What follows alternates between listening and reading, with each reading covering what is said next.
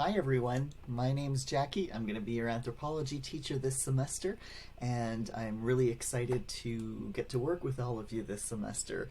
I'm going to tell you right away, this is going to be very common. You're going to, every time you get a document from me, most usually there's going to be a video version. You don't have to watch it, but it's an option for people who do like to have verbal explanations and who get overwhelmed by a lot of text. So there you go. I almost forgot.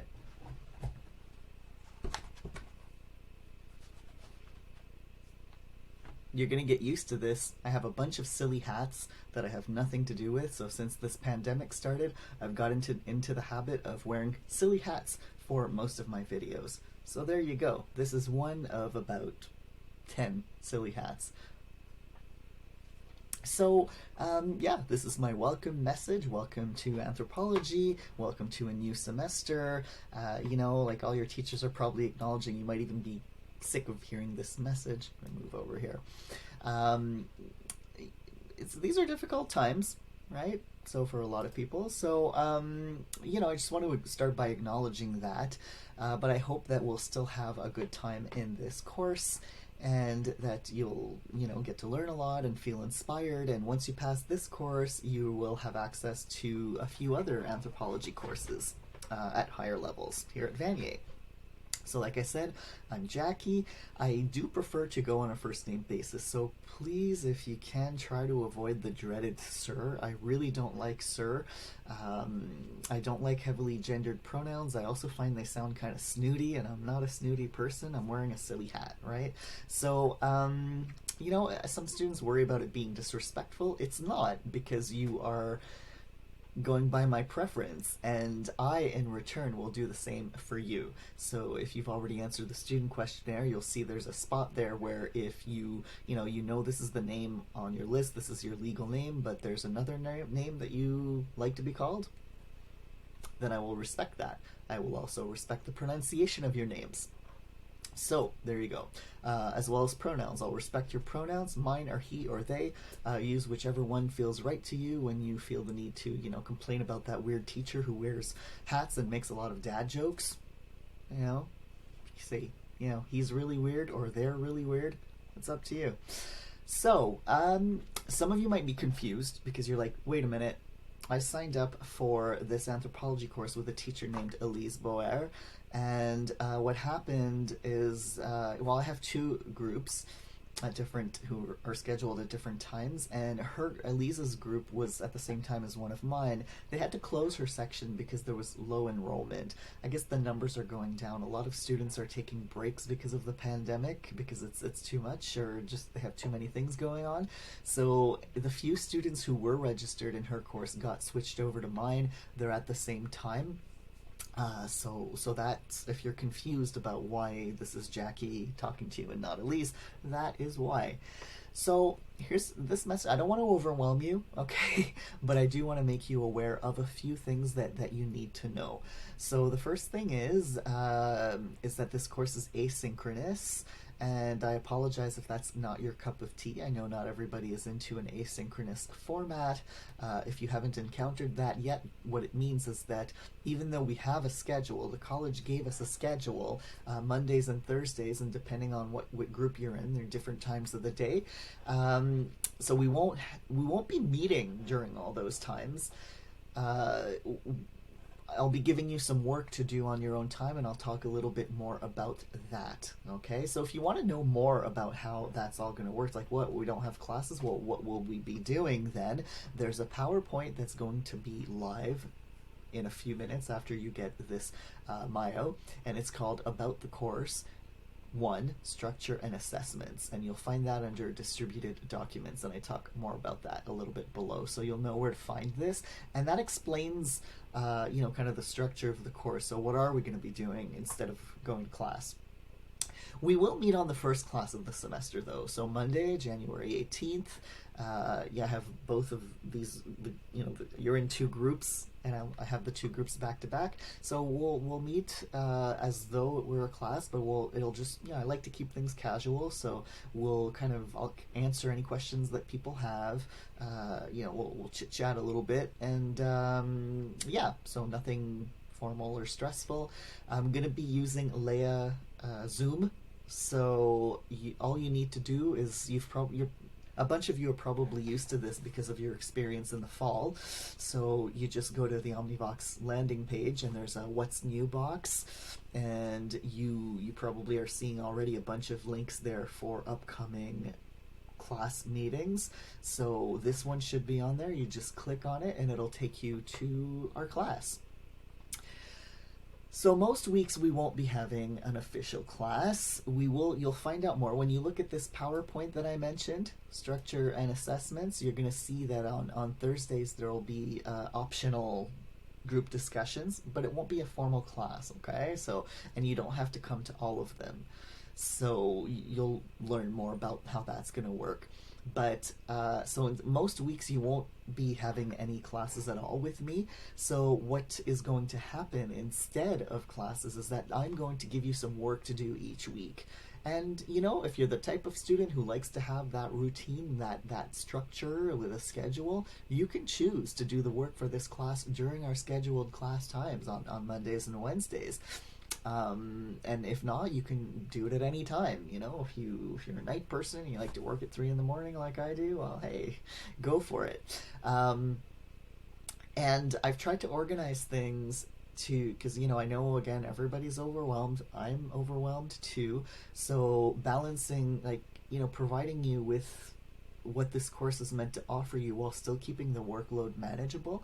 So how I've set it up is that you're going to be marked for some work that you're going to do each week. So there's more information about that, in that same PowerPoint, and all those different activities you're going to get detailed documents on all of them that explain in more detail what it is that you need to do, and they're already going to be up there as well. So if you're really curious about what the work is going to look like, you can go ahead and have a look at those documents, and if you like these videos, you can watch those or just look at the documents, and I'll be happy to answer questions about all that either on Myo or in Monday's class.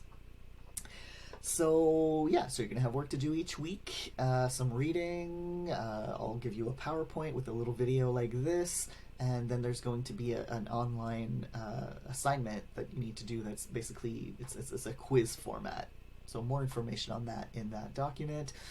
There's information on Leia on what the weekly work would look like. That's basically what I was just saying in different words. And a few minutes after you get this Myo, so I'm warning you, you're going to get like a million notifications because I've been uploading things and organizing them in a way that makes sense. And I'm going to, now that it's all there and organized, I'm going to make them all available so that basically the course is going live just a few minutes after you get this Myo. Okay, and so there are a bunch of documents there, like in a section and under distributed documents that kind of explain what the course is going to be like. And sometimes students worry about this asynchronous thing because they're like, well, that means I won't have contact with the teacher and with the other students, and I won't get the support that I feel I need. Well, just to reassure you, I will be available every week. I'm going to have office hours. They're already posted on Leia. And if you're not available during my office hours, there's a booking page where you can book appointments with me. I'll set up times spread out throughout the week, every week, depending on my own schedule. And if none of those times work, you can reach out to me and we'll figure out a time that we can meet on Zoom. Or if some people prefer, I can create a team on Microsoft Teams, even though I hate Microsoft Teams, but I can create a team just for the purpose of people coming in to use the text-based chat. If that's something that people like, we can talk about that. And feel free to let me know, if you're like, hey, Jackie, I'd really like that chat option. I can create a team and I'll send the code, and whoever wants to join can just join. So I realize I'm throwing a lot of information at you and all your teachers are throwing a bunch of information at you. It can be overwhelming, and you're going to get all these notifications about new documents to look at. I've tried to organize things in a way that makes sense. At least they make sense according to my brain. You kind of might look at it and go, huh? But hopefully you'll kind of get used to the way things are. And pretty much all the documents, anything that, like these explanatory documents, as I call them, where I'm explaining, well, this is how the course is going to work. Like normally we do this in class, but I have to do it all through these documents. So general explanations, assignment instructions, PowerPoint presentations. So, most of that, well, the assignment instructions later on for bigger assignments will be in a different spot, and we'll cross that bridge when we get there. But if you look at distributed documents, you'll see that there are different sections there with different kinds of things.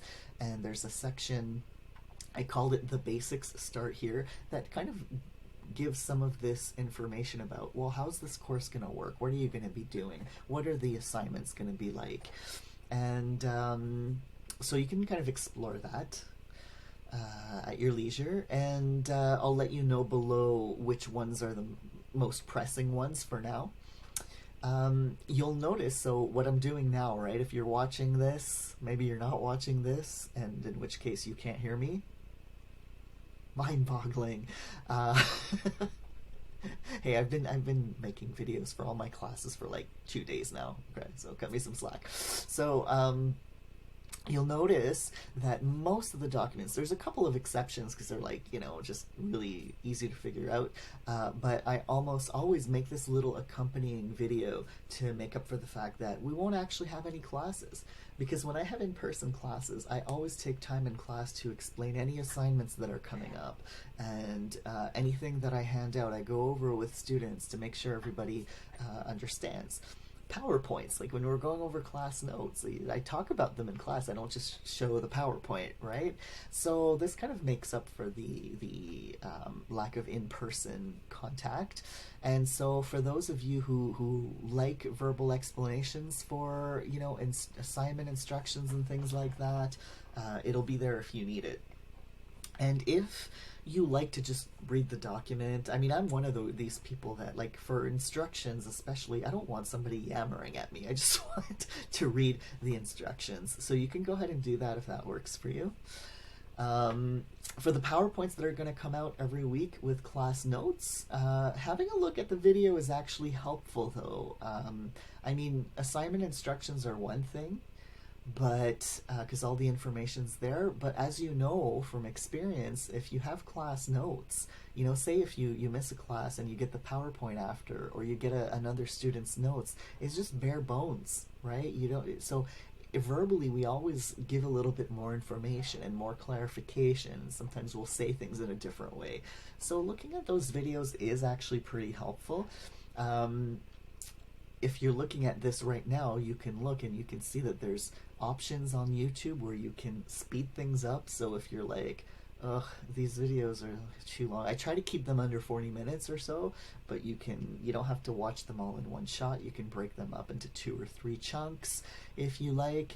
You can speed it up at, not so fast that I sound like it's like that, but just a little bit faster if and if you find it too fast, because maybe there are some, reasons for which somebody talking is too fast, or sometimes I get excited and I talk really fast, you can actually slow it down as well.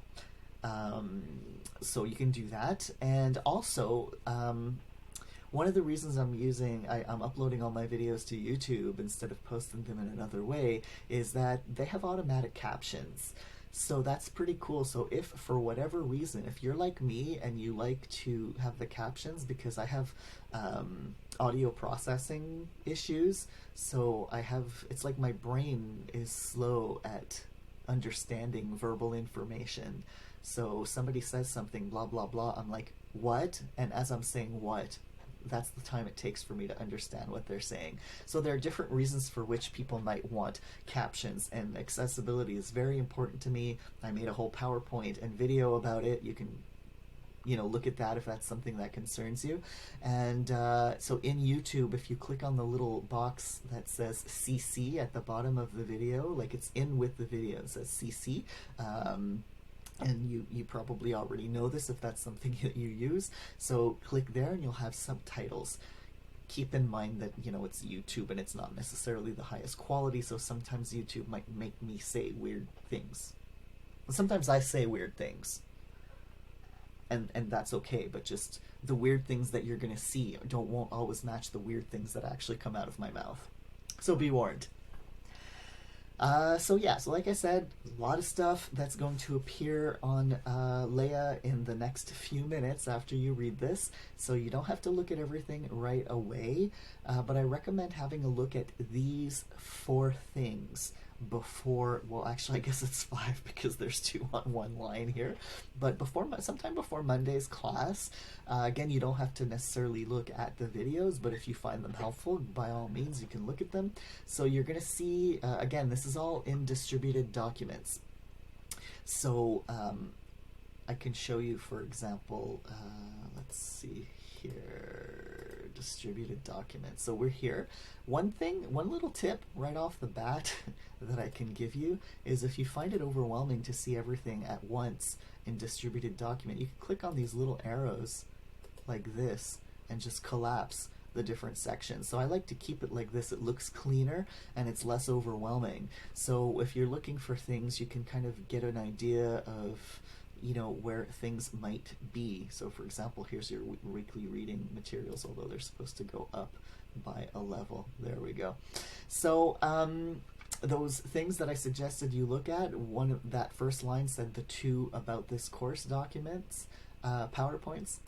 You can see them right here, right at the top. They're marked unavailable right now, but they will be available by the time you're done looking at this.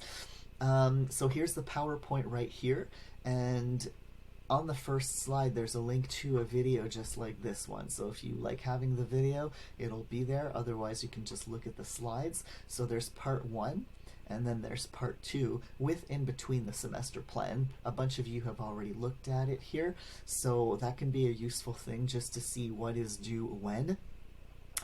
And I would also look at this one here about the textbook, okay, because this has information on how to access the textbook.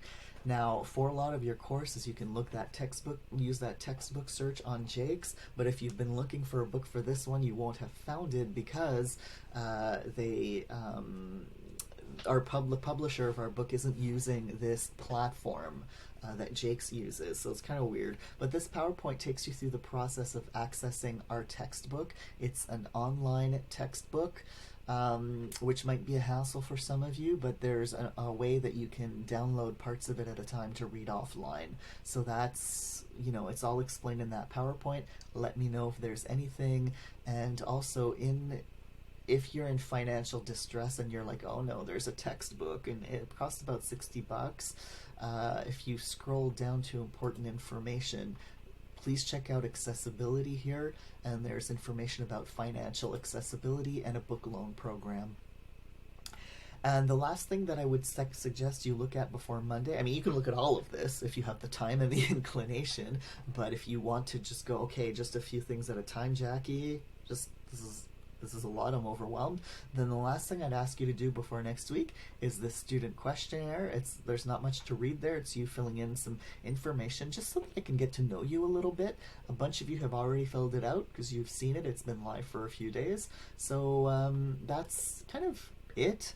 If you look at those, oh yeah, student resources, I already mentioned that one when we were talking about, well actually I talked about accessibility, but they overlap because if you click here on resource list for students, it takes you to a board that I maintain that's chock full of resources that some of you might find useful. Student services, academic advising, there's the Indigenous Student Center for Indigenous students, LGBTQ2SIQA resources, mental health, health services, financial aid, and so forth. So I would look at that. And again, accessibility, if you know you're concerned about anything around disabilities, financial access, issues around discrimination, my accessibility statement is in there. It's something that I feel strongly about. So if you're concerned about any of those things, please go ahead and have a look. So yeah, that's pretty much it for now. I know it's already a lot, and don't hesitate to reach out to me before Monday, and I look forward to meeting you all in class on Monday.